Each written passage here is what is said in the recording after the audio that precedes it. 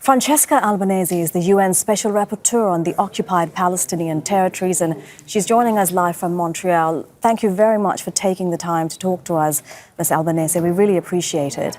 So as we heard in that report, the UN says that people in northern Gaza are facing apocalyptic conditions. Can you tell us what you're able to gather about those conditions?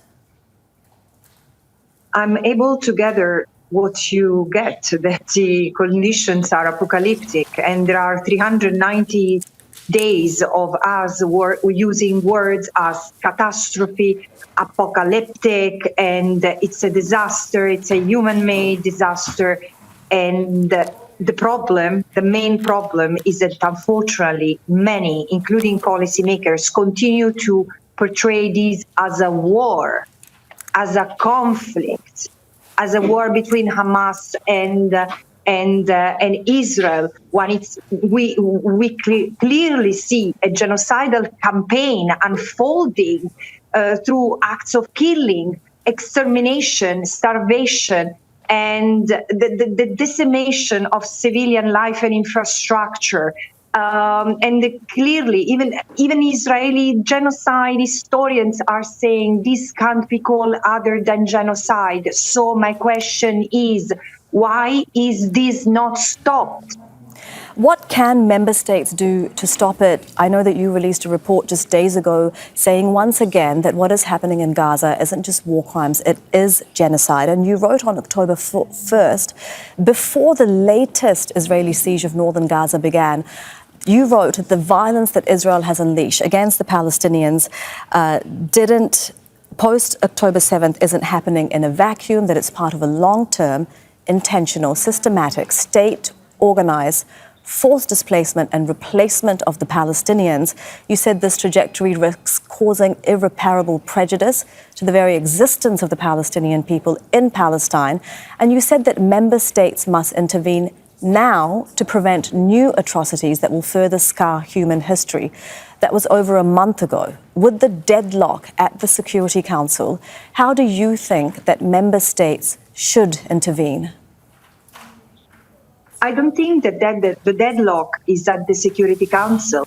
Well, the deadlock at the Security Council is a reflex of the lack of political will to stop Israel.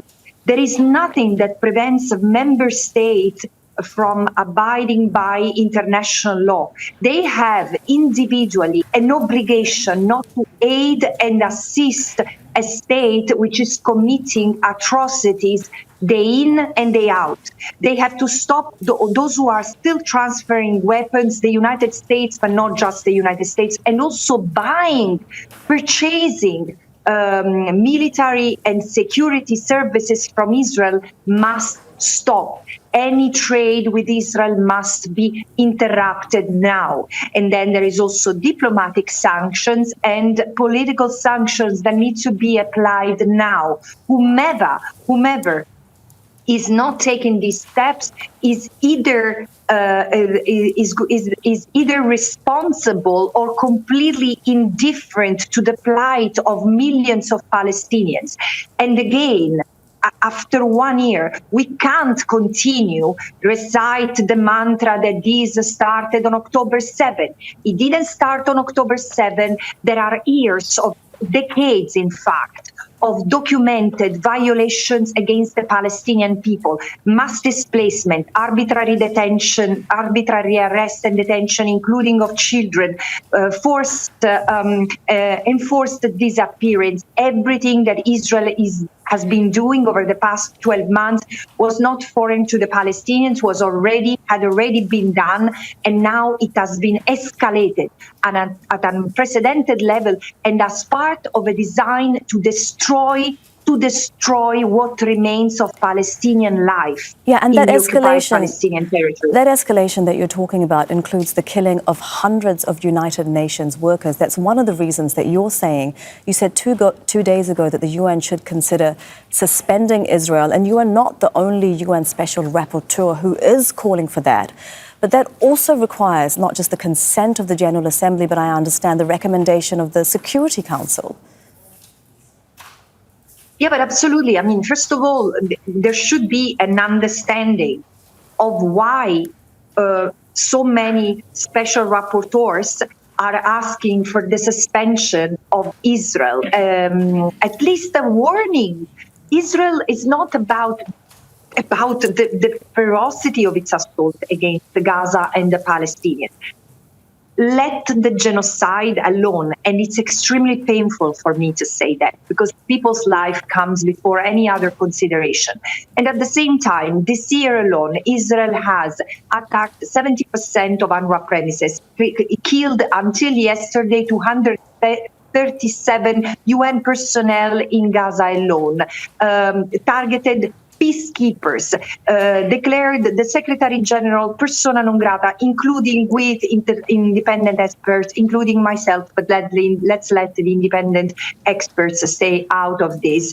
And the assault against the United Nations, from the General Assembly to the agencies operating on the ground, has been unprecedented. Just 2 days ago, Israel passed legislation that de facto and in totality prevent UNRWA from operating in the occupied Palestinian territory, over which Israel has no legitimate authority or sovereignty. Israel is just an unlawful occupying power in this territory.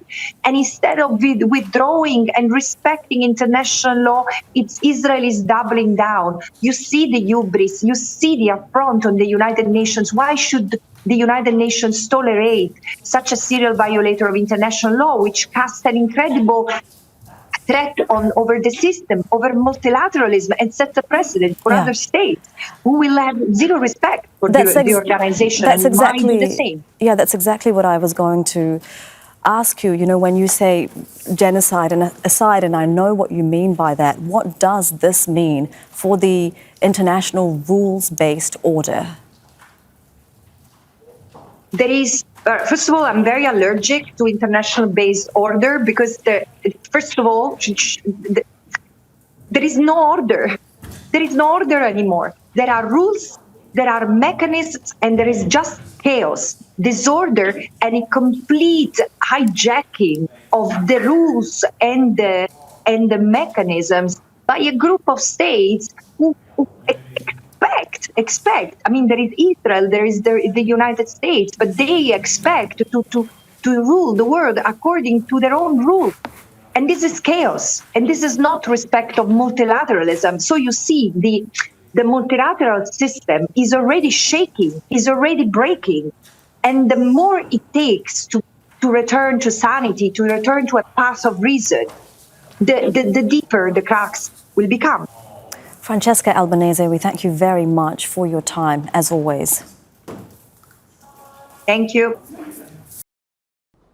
Make sure to subscribe to our channel to get the latest news from Al Jazeera.